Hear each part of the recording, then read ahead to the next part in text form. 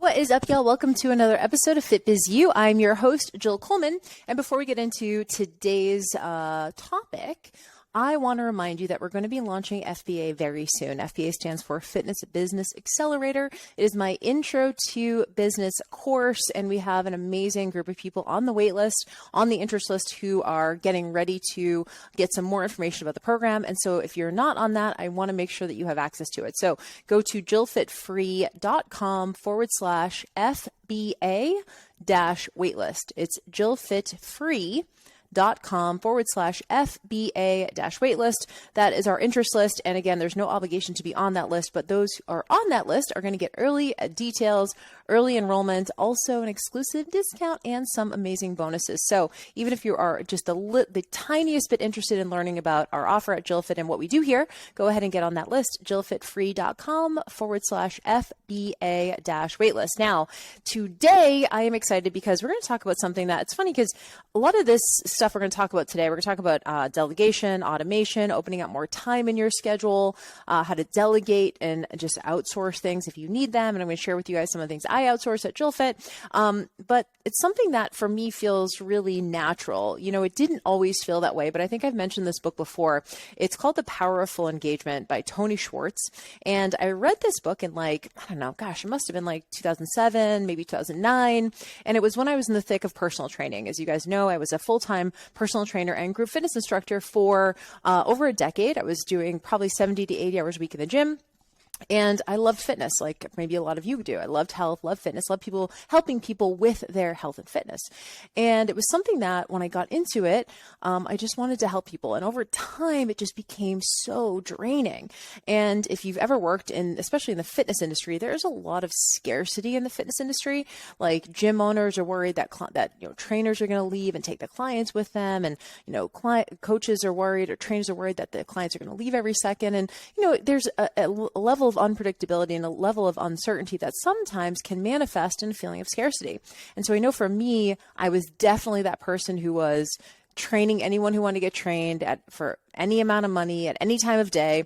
And I liked it because I love the idea of if I work more, I make more money, right? I was always incentivized by that. However, it got to the point where I was training people for like $15, like at 8 o'clock at night on a Friday night, like Saturday morning at 6 a.m., like literally any time they asked. And it just got to a point where I realized that I was someone who was busy, but not productive. And when I read this book, it's probably top 5 books that changed my life. And the reason why is because it didn't focus so much on time management. It focused on energy management. And I'd never heard that term before. Basically, the premise is very simple, and in implementation, it's a little bit harder, but the premise is really simple, which is as your brain, right? If you have willpower, you have decisions, you have a finite amount of mental energy, and things that you can do can refill your energy, like going to sleep or taking a nap or, leisure walk, maybe working out for people. There are these things that you can do that refill your mental emotional battery, right? Charge your mental emotional battery. However, for a lot of us, especially if everything is output all the time, for me as a personal trainer, my first client at 5 a.m., working 5 to 9 a.m., 5 to 10 a.m., having a little break, then starting to train clients again at 3 in the afternoon, all the way to maybe 7 or 8 o'clock at night, coming home and being like, wow, I'm exhausted mentally and physically, but I don't even know what I did today. And it's not that that's not fine, right? That's kind of a job. Like we just talked about, it's kind of a job. But the problem was I really wanted to start my online business, but I didn't have the mental capacity. Even if I had an hour here and there, right? I had an hour at lunch, or I had a couple hours at lunch, like I had the actual time, but I just didn't have the mental reserves because I was so drained and I wasn't doing things that helped me fill up my cup again. And so when I read this book, it encouraged me and its reader to build in strategic downtime and recharge time, like during the day. And this is really foreign to me because as someone who is very driven, very ambitious, I was like, if I have an hour open on my schedule, like I need to be working. That's how I felt. It was like, oh, if I have, I'd be working, it could be any downtime. It made me almost feel lazy to take downtime in the middle of the day, like go for a leisure walk or, read a personal development book on the couch at like noon on a Tuesday. Like all of these really what felt odd to me at the time.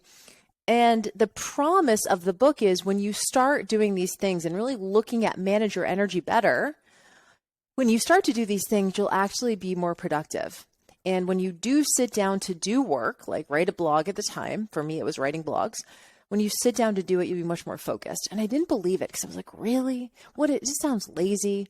But what happened was I started doing it and I was like, holy shit, I am getting so much more done in so much less time because the mental energy, I would sit down, I was super focused. So I just became absolutely obsessed with this concept. And for the last 10 years, I have done everything I possibly can to protect my energy. And that's really hard because a lot of it does come down to things like boundaries and honest communication, right? Stating boundaries, enforcing boundaries, which an online business can materialize in, clients who are maybe like a little bit extra, need extra attention, maybe people in your DMs asking for free coaching, maybe, someone demanding something at a certain time of day. And we got ourselves early in JillFit, we got ourselves into a little bit of a pickle where we had sort of promised our clients we would be available 24/7. And not only was it bad for us because then texting us 70 times on a Sunday, which is our fault, by the way, but then they felt like they couldn't really do anything without checking in with us, which is also bad for them. And so we implemented a lot of boundaries at that point. This is about 2011, 2012, implemented a lot of boundaries, had a lot more conversations with our clients. And this obviously extends into your personal life. I mean, I think if you're listening to this, there's probably someone in your life, whether that's a client or a family member or spouse or a child or a parent, who probably needs to know what your boundary is somewhere. And I became obsessed with this, and I became obsessed with understanding boundaries and energy management. And one of my earliest mentors, Rachel Cosgrove, said, people respect people with boundaries. And that just blew my mind because y'all, having boundaries sometimes, people doesn't sit well with people sometimes, right? They're kind of like, oh, she's a bitch, or oh, she's too good. And we take that in and we're like, oh, what if they think this about me? When Rachel said people respect people with boundaries, even if they don't like it, they respect it. And that's literally changed sort of how I saw things. In fact, I think boundaries are the kindest thing you can do for someone, because here's the thing. If you don't have boundaries, right? If you have no boundaries what's the emotion you're going to start feeling at times? You're going to start feeling resentful. You're going to start feeling irritated. You're going to be annoyed by certain people in your life. You're going to start complaining about them. Imagine your client is just asking for help and you show up to that coaching call or you show up in that container irritated, annoyed, and resentful. That is absolutely selfish on your part because you haven't managed your energetic resources appropriately. Now this client who's just trying to get a result with you is feeling some kind of way because you're showing up in that way. So when I talk about boundaries, it's for me, but it's actually for my clients too. It is selfish to not take care of your energy needs because your clients need you at full capacity. Not only do they need you at full capacity and not being resentful and pissed off, but they need your focus. They need your attention. They need your presence. If I get on a Zoom call with a client, I'm not, on my phone doing other stuff. I'm not talking to someone in the background. I'm not checking out the conversation, looking at other shit on my computer. I'm literally so focused on the conversation, what they're saying, so that we can get the most out of our time together. So if I show up to that container drained, imagine now they're not getting what they paid for. And so when I thought about it that way, I was like, fuck, I really have to figure this out. I really have to get better at boundaries and also things like delegating and automating and outsourcing and things like that. Now I'm a complete disciple of this. It's been 10, 12 years later. And this is literally, anyone who knows me knows that I am very boundary heavy. And I also know what we call my zone of genius is. And as a business owner, you need to know that. And, we can have the conversation about bringing on team and stuff like that, but you can do a whole lot of things just when it's you. You can start delegating and outsourcing just when it's you. You're a solopreneur. So think to yourself, out of all the things I do in my business, what am I the best at? If I could do it all day, every day, what would be the best use of my time? Now, I know for me, it's probably going to be content creation, like creating the products and services, putting the IP in there. It's going to be probably social media. Podcasting obviously is part of, social media or content creation, and coaching. So those probably are the three, my three best uses within the business: content creation, coaching, and, kind of social media, I guess. So content creation being back end, like product creation, and then of course front facing be social media, and then coaching. And it's not that other people can't do that stuff. It's just that my brand is sort of predicated on my voice and my IP, right? My intellectual property. And so I probably wouldn't delegate those things, at least not right now. We've delegated some of the social media. For example, Courtney does the FitBizU. She does the FitBizU Instagram account. She does the FitBizU YouTube account. She does the Best Life podcast stuff. And so we are doing some slow sort of outsourcing of some of the social media, but the JillFit stuff is still mine. But then I think to myself, what else can be automated? What else can be automated? So my very first quote unquote delegation or automation was cleaning my house. And I know this maybe feels, if you felt like I did when I first hired my first cleaning lady, this must have been back in like maybe 2010 or 2011. I remember feeling like a lot of shame around this. Like, I should do this myself. Like it's something a woman does, right? Or we clean the house, or like, it's not that bad. It just takes an hour on a Sunday. Like was like having all these feelings about it. But what I kept seeing was not only was it not getting done, was it wasn't getting done in a great way. And also I was dreading it. So it wasn't just the hour or two it took on a Sunday to clean the place. It was all the thinking about it the whole time before I got to actually doing it. It was like, I gotta do that, right? It's the dreading of it that's draining my mental battery, all of that, all of the thinking around the thing. And so I said to myself, look, Jill, this isn't for rich people, like figure it out. It isn't just for rich people. How much money do you need to make to have someone come in and help you? And I found someone who would do it for $50 twice a month. And I was like, okay, that's $100. And I was in like a 1,200 square foot condo at the time. So it was like, all right, $50 twice a month. I can do that. That's $100. How can I make $100 this month? An extra $100 this month. And that's how I started it. I call this preemptive funding, but I think to myself, how can I make that extra $100? That was the very first thing I outsourced. And y'all, it was a game changer. It's just like, this thing is completely off your plate. You trust someone else fully to do it. You do not have to do anything with it. Not only do you have to think about it, you have to do it. Nothing like that. And so I was like, whoa. And then over time, of course, over the last 10 years or so, I've outsourced quite a bit more. But having someone clean your house, just get over your ego shit. Get over your like, I'm supposed to do this myself. It's supposed to be hard. I'm going to martyr myself out. It's like, no, just hire someone who does it better than you, who actually might like doing it. So that's one thing. You can certainly do this for cooking. There's a ton of food delivery places. I live in Los Angeles, of course, and we have a ton of different stuff here, but I think you pretty much have it everywhere now. You have Uber Eats, you have DoorDash, Grubhub, some of this stuff. You can get fairly healthy, like salads and healthy meals like that. You can also use things like Instacart to get delivery of your groceries, stuff like that. I personally still love going to the grocery store myself, so I usually don't use Instacart. I like combing the shelves and see what some of the newer things are. So I like going and doing that myself, but I do not cook, and I have not cooked in over a decade. So it's either whole food salads, quick takeout, or something like DoorDash. So you can eat healthy and still outsource. And again, I use something called a Dash Pass because we have DoorDash here in Los Angeles, and a Dash Pass is like, I don't know, I think it's like maybe $4.99 a month or something, or $5.99 a month. And so it takes care of all the delivery fees. You pay like $5 a month. And so I order probably from DoorDash multiple times a week. So for me, it definitely makes a difference. I don't have to pay delivery fees every single time. It's just like a one-time thing, right? It's a recurring billing.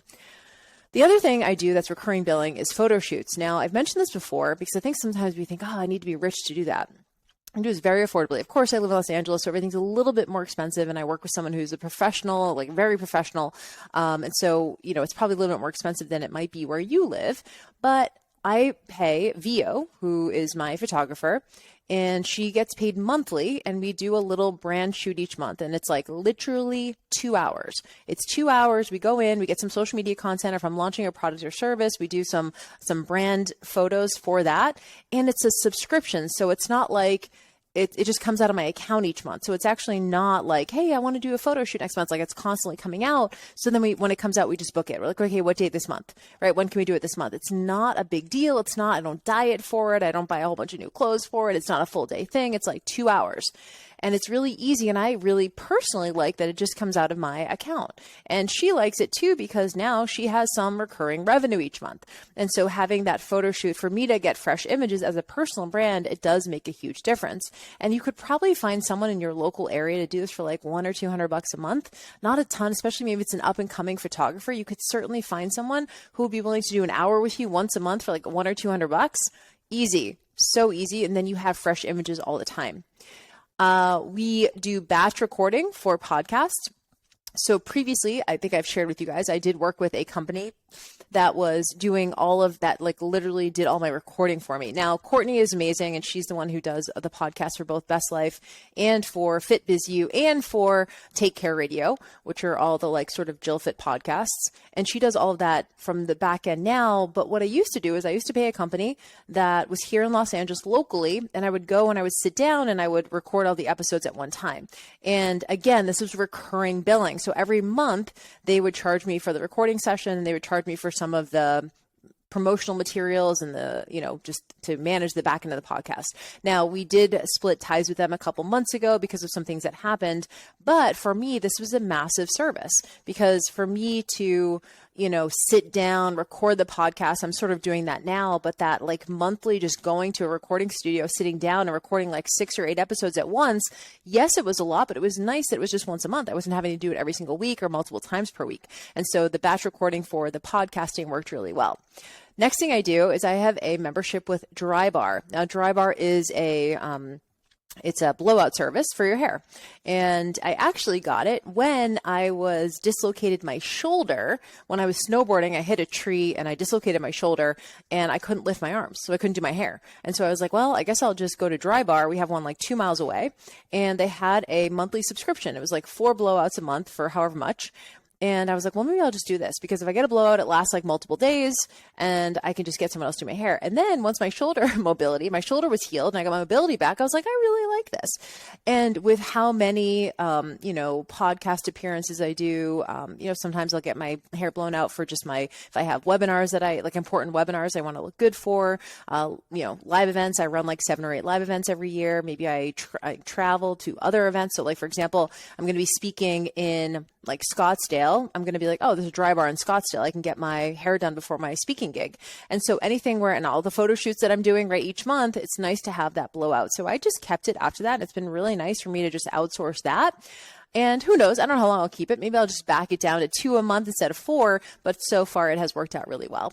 Other more basic things like accounting and bookkeeping, for those of you who maybe don't and aren't in a position quite yet to need someone, but as you start bringing in more revenue, as maybe you have some team members and contractors and things like that, you probably want to get someone in to do your bookkeeping or accountancy. So our bookkeeper is Sandy York, and I think some of you guys might know her, especially from the Movement Maestro. She's at Fit Money Coach on Instagram. At Fit Money Coach on Instagram. She does our payroll. She also does our bookkeeping, keeps an eye on our expenses, things like that.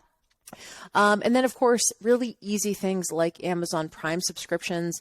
I, again, live in Los Angeles. I can order something in the morning and it gets here by the afternoon. So make sure you guys have some sort of, especially if you're just ordering some simple things like toiletries, toilet paper, trash bags, laundry detergent, I'll get protein bars, energy drinks, supplements, stuff like that. Amazon Prime, super easy, $99 for the entire year, and then there's no shipping. And so, and it's obviously priority as well. So something like that. And then I'll say just the last thing, and this is not a comprehensive list. This is just the ones that I came up with. And there's other, obviously, when I have contractors and people who work at JillFit who take things off my plate too. We can do a whole separate episode on like team and who does what and org chart. But at the end of the day, I also want to give you this last tip, this last productivity tip, which is some things just don't need to get done. Some things just do not need to get done. And when you are someone who, like I was, really valued busy, right? I valued being busy because it made me feel important. It made me feel like I was doing something important. I liked being busy. I like when someone's like, how are things going? I'm like, oh, so busy. I don't know. For some reason, it made me feel good inside. And then I just completely flipped the script. And now I'm like, I want to be the least busy person. Like, that's my goal, is to be like, I'm not doing anything, but I'm still making money, right? When I was someone who was very busy and really prided myself on that, I love the idea of like checklists and to-do lists, and I'm checking all these things off a list. It just made me feel accomplished, right? It was like one big dopamine hit. I just like check off all these things and I'm like, I'm good, I'm progressing. The problem was I was running around all week long like a chicken with my head cut off, and nothing was actually getting done. So I think you have to ask yourself, am I doing little things like errands? Like, I don't know, running to CVS for me is like such a drag because I'm like, first of all, I get this shit on Amazon, right? I don't want to go, like I have other shit I want to do, but for some other people, it's like, that's their entire day. I'm going to go to Target, I'm going to pick up the dry cleaning. I got to, go to Kinko's, whatever. It's like, how can we figure out how that stuff either doesn't need to get done or can be automated? Because those things, while you feel good that you're checking them off a list, there are things that could get done elsewhere. So asking yourself, am I choosing to do a lot of little things that don't move the dial so I don't have to look at this big thing that I really want to do? We see this a lot of times with beginner business owners where there's like a big project. Like, I want to launch this thing. I want to create this lead magnet. I want to write my sales page, right? Some of these things that are really time intensive, energy intensive. So we know it's going to take like a full day to do it, or a whole weekend to do it. And we keep putting it off in favor of some of these really small things that honestly someone else could do or could literally go undone. And so ask yourself, am I prioritizing shit that doesn't actually matter to avoid putting myself on the hook to do the hard thing? And I think when you look at it that way, maybe there are a handful of things that you're like, yeah, I keep doing these little things for people. I keep saying yes to shit I don't want to do because I am potentially avoiding doing the big thing that I really want to do, that I say I want to do, but I just keep never making it a priority.